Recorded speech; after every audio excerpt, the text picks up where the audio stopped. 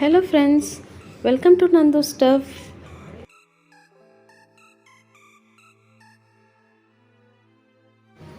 Morning பிரேக்ஃபாஸ்ட்டுக்கு முன்னாடி நான் என்ன கொடுப்பேன் என் கிட்ஸுக்கும் ஹஸ்பண்ட்க்கும்.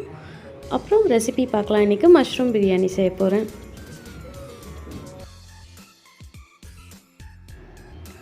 இப்போ ரெசிபி எப்படி செய்கிறதுன்னு பார்க்கலாம். ஃபஸ்ட்டு ரைஸ் ஊற வச்சு எடுத்துக்கலாம். ரைஸ் வந்துட்டு 1 hour ஊற வைக்கணும்.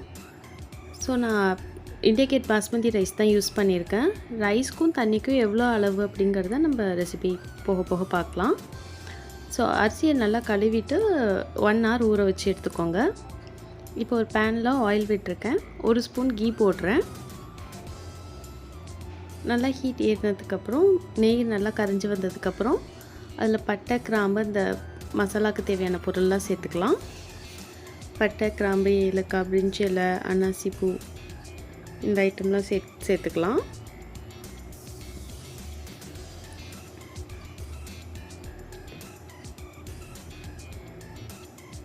அன்னாசி பூ உடச்சிருக்கு, அதனால தான் அது அப்படி பீஸாக தெரியுது.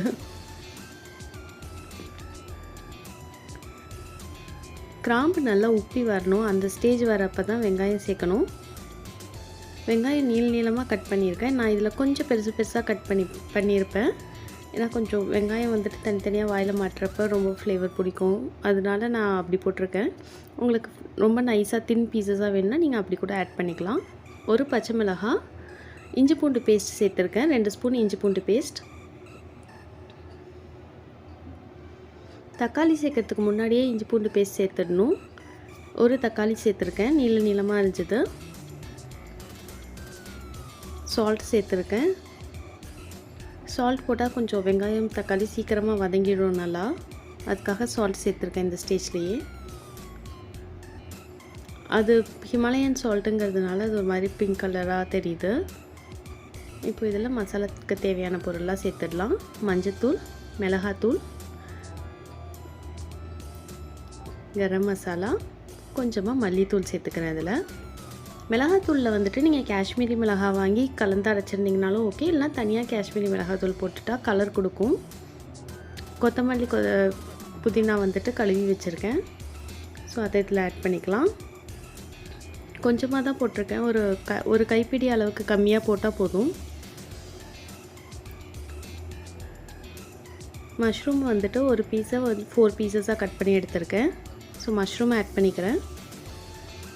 இந்த மசாலாவோட நல்லா சேர்ந்து குக் ஆகட்டும் மஷ்ரூம். தண்ணி அவசரப்பட்டு சேர்த்துட வேணாம், கொஞ்சம் லேட்டாக சேர்த்துக்கலாம் தண்ணி.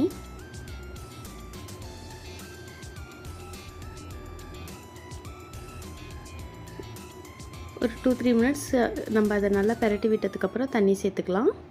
இப்போ இதில் தண்ணி ஆட் பண்ணுறேன். நான் 2 கிளாஸ் ரைஸ் போட்டிருந்தேன். அதே கிளாஸால் ஒரு டம்ளர் ரைஸ்க்கு 1.5 டம்ளர் தண்ணி கணக்கு பண்ணியிருக்கேன். ஸோ அப்படி தான் மெஷர் பண்ணி நான் அதில் போட்டிருக்கேன். இப்போ நல்லா அதை மிக்ஸ் பண்ணி விட்டுட்டு க்ளோஸ் பண்ணி வச்சிடலாம்.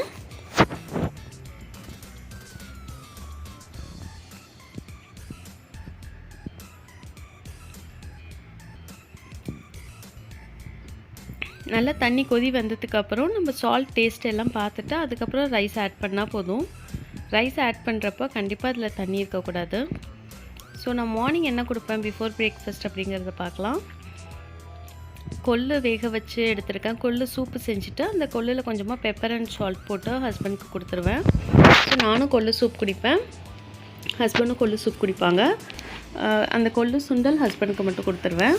பாப்பாவுக்கு மிக்ஸ்டு நட்ஸ் ஒரு பவுலில் போட்டு கொடுத்துருவேன். தண்ணி நல்லா கொதி வந்துருச்சு. இப்போ இதில் நம்ம ரைஸ் ஆட் பண்ணலாம்.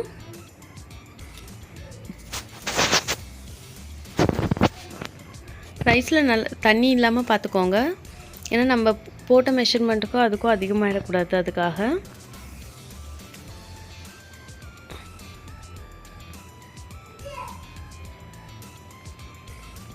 அரிசி போடுறதுக்கு முன்னாடியே சால்ட் பார்த்துக்கோங்க. அந்த வாட்டரில் டேஸ்ட்டு கொஞ்சம் கறிக்கிற அளவு இருந்தால் நமக்கு பிரியாணியில் டேஸ்ட் கரெக்டாக இருக்கும். சால்ட்டோட டேஸ்ட்டு சிம்மில் வச்சுருங்க. ஃபுல்லுமே வந்துட்டு சிம்மில் வச்சு குக் பண்ணுறது ரொம்பவே நல்ல ஃப்ளேவர் கொடுக்கும்.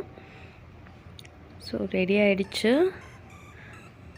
இன்னும் கொஞ்சம் மிக்ஸ் பண்ணி விட்டுட்டு இன்னும் கொஞ்சம் நேரம் க்ளோஸ் பண்ணி வச்சிடலாம்.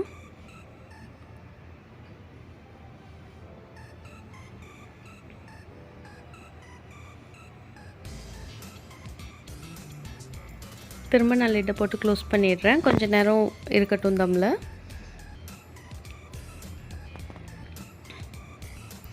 இது மேலே கொஞ்சமாக சாஃப்ரான் போடுறேன்.